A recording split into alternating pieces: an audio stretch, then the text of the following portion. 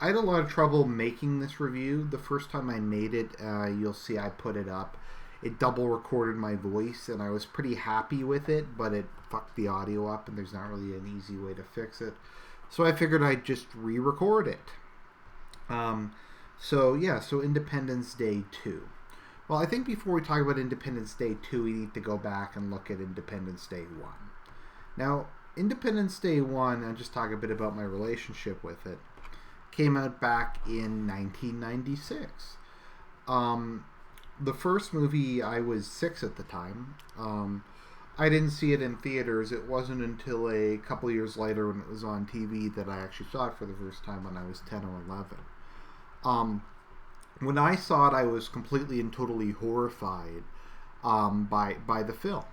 Why is that? Because it was the first time I had realistically seen entire cities just getting destroyed. Just the sense of complete desperation, the sense of just complete. It really gave, I think, more than almost any other movie I've ever seen, an impression that the world is ending. That this is the apocalypse, this is the end of all things. I mean, this was kind of, I think, really the first time that they did something like this. At least that I ever saw, where you had aliens literally blowing up entire cities, leveling the world's monuments in such kind of a realistic special effects fashion. You had these mile-long ships that had beams that could destroy entire cities. I mean, it was epic in scale. Um, there's a lot of kind of characters, some of them good, some of them kind of bad. It was a bit more of a plot-driven movie, I suppose. Um, Jeff Goldblum is always fun to watch. I wouldn't call him a good actor, but he is a fun actor, if that makes sense. His excessively he's like a Jew's Jew, and then you have his father in these movies who's like a Jew's Jew, who's like the most Jewish person who could possibly exist. So that was kind of fun. But going back to Independence Day 1, basically what happened is the entire U.S. Army got destroyed. They attempted to use nuclear weapons against the alien spaceship. The nuclear weapons were blocked by a form of shield technology, so nukes just bounced off of it. And basically, just all the major population centers were destroyed. I think in the sequel they say 3 billion people died. You had just kind of global chaos, and the last functioning military base was Area 51, which had a crashed alien spaceship. So there was a crashed alien spaceship at Area 51, and I gotta admit, like, the movie was kind of clever. So this was kind of back when the internet was first taking off, or when the first versions of the internet were coming out. So they kind of realized, looking at the alien spaceship that they had in under their control, that it was networked to all the others. So what they did was they uploaded a virus into the alien spaceship they had, and they used that to fly up. And they used the spaceship because the friend foe identifier identified it as a alien spaceship, not a human one. And they loaded it with nukes, and they dumped the nukes inside of the mothership and then got out. And the virus disabled all of their shields. They also famously destroyed one of the ships by one guy sacrificed his life by flying his plane into the super weapon as it was firing. His plane, basically, how I think it worked is the gun is like a percussion weapon. It goes off when it hits something, and because it hit his plane directly next to it, the energy blast went off basically inside of it and destroyed the ship. So between that and having the shields down, humanity was able to beat the aliens back and was able to, in what I think is a great movie moment, the president makes a speech saying, "This is not just America's Independence Day, but this is the Independence Day of all the world." And we have kind of a montage of people around the world defeating the aliens. So that was kind of a bit of a summary of the first movie. If you haven't seen Independence Day 1, I'd recommend checking it out. I thought it was a lot of fun. The special effects still look good, even now that it's 20 years later. I'm a fucking old man. Um, even in the day, it was a lot of a fun. It was a fun movie. I don't dislike Roland Emmerich as bad as much as some other people. This was, I thought, a pretty good movie. Very long, but very epic in scale, and I think really portrays the apocalypse very well. So, how are we going to relate this to politics? Well, to me, it kind of its message has changed over time. This was back before 9/11. This is back when basically America ruled the world. The Soviet Union had collapsed. We had this kind of global age of freedom, and I guess to a certain extent you can see this as America's on top of the world. We're emerging from a century of blood, a century of violence, but there's going to be a new American century, a century where we're independent, and the world's going to work out. So I guess in a sense you can almost kind of interpret this as kind of a pan-nationalist film. You could say, well, it's about the liberation of all the nations of the world from an external threat. All the nations of humanity kind of had to band together in order to maintain their independence against a foreign threat. Ronald Reagan once said that only an alien invasion would bring about peace on Earth, which is also what happened in the Watchmen movie. Peace on Earth came about by them faking an alien invasion, basically. That was kind of seen as one of the only ways to end the Cold War. So it's kind of a celebration of that, and that's why it kind of became all of the different countries' Independence Days. An alternative way of looking at it is because humanity was now facing a foreign threat, having come encounter with it, our distinctions between ourselves as different nations didn't mean as much because the aliens were kind of this completely foreign entity, which I think kind of raises the always interesting question. If we were to face aliens, in particular aliens that were nothing like us, and they were a real threat, would different cultures survive? I mean, the president, like obviously they would survive, but would nationalism of different countries survive? Would racialism survive? Would black and white and mongoloid, etc., seem as important if we're facing a non-human threat? I think it's a very interesting question. And this film kind of, I think, addresses it, albeit in not probably the best way, by kind of having a mixture. Humanity has kind of united under a common banner against the aliens, but clearly the local peoples and cultures still exist. Things have had to be moved around and changed a lot in terms of national boundaries. That's largely just due to the fact that so much of the world's major population centers were destroyed. So I guess that takes care of Independence Day 1. I think I'll just cut these up into two, or I'll just put it in. No, I'll just put it in one video, and I'll just tell people it's two reactionary reviews for the price of one. So then we get to Independence Day 2. Ironically enough, it came out in North America on the same day of Brexit. And I mean, it's kind of the obvious comparison to make. You have a redo of a referendum from 30 years ago. I guess it's 40 years ago now. The previous referendum failed. This one succeeded. We have a movie about humanity beating off aliens. And this is kind of where I wanted to get into something I left out of the first movie. The first review. If you look into what the aliens' motivations are, they're basically globalists. They're capitalists. They basically go around the universe, they conquer planets, and then they just suck them dry. They live on board their spaceships. They don't have a home world. They're basically a small enclosed group, a tribe, if you will. They're a tribe that goes around the world from planet to planet, and this tribe sucks them dry. It sucks them dry. It sucks all of the minerals, all of the oceans, the magnetic core, which is kind of like a big diamond. They're gonna break the planet apart to get a big diamond out in this film. So they kind of do all this stuff, and they kind of want to end the collective independence of the different humans. Because kind of the thing about the humans is they're always willing to fight. They're always willing to die to the last person.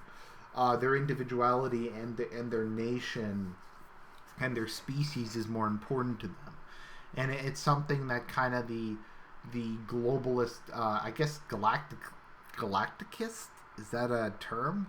Aliens, I just don't think really understand. They don't understand that sort of thing because they just live for profit. Basically, they just live to raid, to steal, to just kind of do that sort of thing. So that all being said, so Independence Day 2 takes us 20 years afterwards. We had 20 years to prepare, so did they. And humanity has improved a lot of things. They've taken all the alien technology they've left behind. They've decided to actually use it, which is answers a big issue I have with a lot of science fiction movies. A lot of them never really kind of explain why it is that they have all this like alien technology or all this future stuff, but they don't wind up using any of it.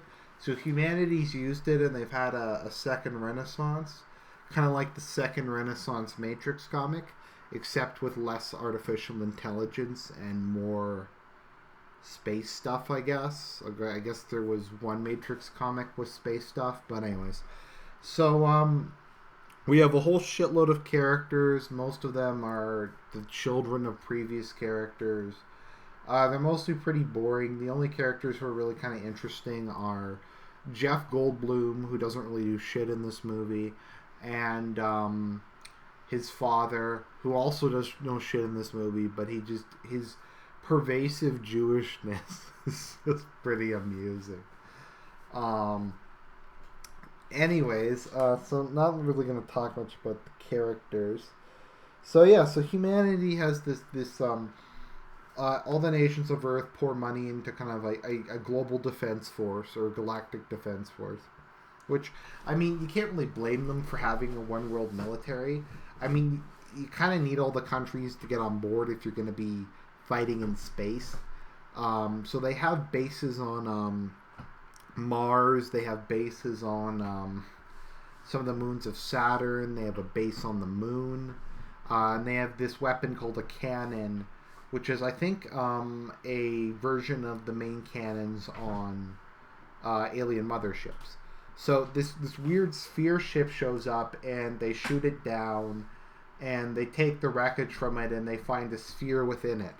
Now, I know what you're saying. You're saying, well, the black guy's going to go into it, and Barry's going to turn into Gary, and then he's going to start altering reality with his mind, and then he's going to use his powers when he's asleep to like summon giant squids which will eat the aliens. Now, for those who don't get that reference, it was a reference to the sphere. That's what it was a reference to. So we had that. It actually turns out to be an alien from another civilization that's trying to help them survive, because apparently these alien global galacticist aliens have been doing this to all kinds of other species, and this AI based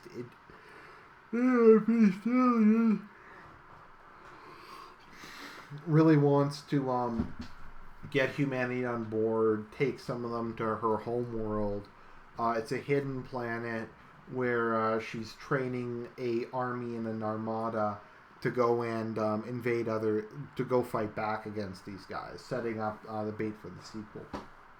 So the aliens send back a bigger ship, which is kind of like the new Star Wars movie. They're like, I don't know, guys, can't come up with anything different. We had the Death Star in 2 movies. Let's make another Death Star. No, I don't think a Death Star is enough. We need something different. Make it a bigger Death Star. And like Plinkett would say, that's what they did in this movie. They made a bigger version of the ship in the first movie. This is the point that it's half the size of the planet, and they're going to drill into the core planet and absorb the core, and that would make everything on Earth basically stop working. Without an electromagnetic field, a lot of shit would just fly off of the Earth. The atmosphere wouldn't be held in. It would just be a shit show. So there's this. It's exciting because there's this race against the clock to stop them from drilling into the core. So most of this movie is just people fucking running around, and none of it really amounts to anything. They just run around to get the other alien who doesn't really do shit to help them. They go to Africa to get some like warlord guy who dual wields machetes, and his people have apparently been fighting a war against alien ground forces for the last couple decades, which was really weird. And they somehow beat them, which I don't get. I don't get like how a bunch of Africans armed with machetes could beat like a fucking hardened alien army, but they did somehow. So they like go there to get something. I don't even remember why they went there. And they go to the moon to get the other alien. And then the other aliens invade. And then, much like the first movie, humanity gets defeated in like 5 minutes. Their orbital defense network gets destroyed before it can fire. And all that's left is a couple dozen fighters at Area 51. So they come up with this big plan that's basically a copy of the plan from the first movie, and they're like, we're gonna put the other alien in like a radio shielded room. We're gonna make a fake version of the alien. We're gonna fly it up into the Queen's ship, and then we're gonna detonate a bunch of fusion bombs. So they decide to do that.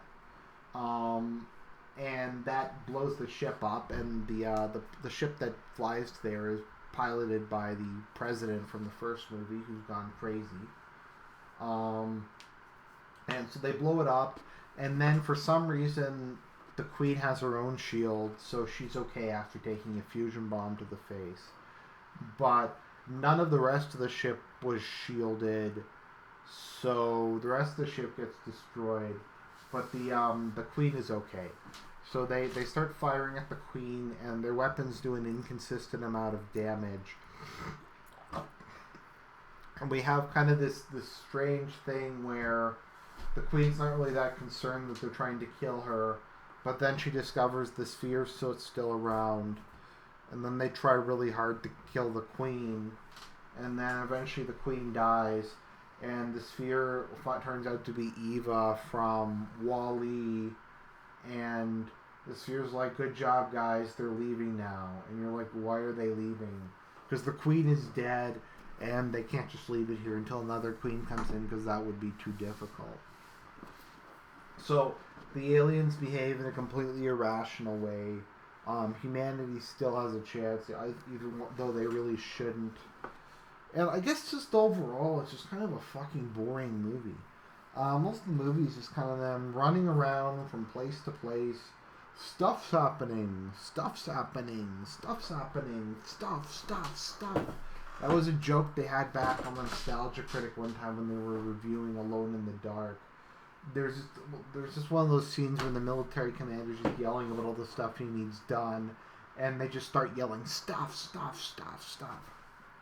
And there's that. There's just lame banter and character interactions with underdeveloped characters you won't see again. There's Will Smith's awkward son that was the result of an affair from his wife. There was some bullshit emotional... I don't fucking know. The whole movie was just really long, really boring, and really rushed. I kept hoping the apocalypse would happen just so I could get out of the fucking theater. I mean, you'd think the end of the world would be a little more interesting, but really it wasn't. It was a boring movie. There wasn't really any themes. I think the original had a lot more kind of depth to it. Um, and it was a lot more epic. You really kind of cared about what was going on. And I always cry at the end of the movie. In this movie, it's just like, it just basically, they ramble on about a bunch of bullshit for 2 fucking hours. And then the final battle happens in like 10 minutes and it's over and they win. And then they just fucking sequel bait and they're like, we're setting this up for a sequel. We're gonna go fight them in outer space. It's gonna be a crossover with Star Trek. Oh. Which the new Star Trek looks like shit anyways. That is my review of both the movies. Sorry if this isn't great. I felt I owed you something else. And I'm doing this Thursday night after an extremely long week of work. And I've taken my Imovane, so that's why I sound kind of flippant. So, God bless everybody, and I'll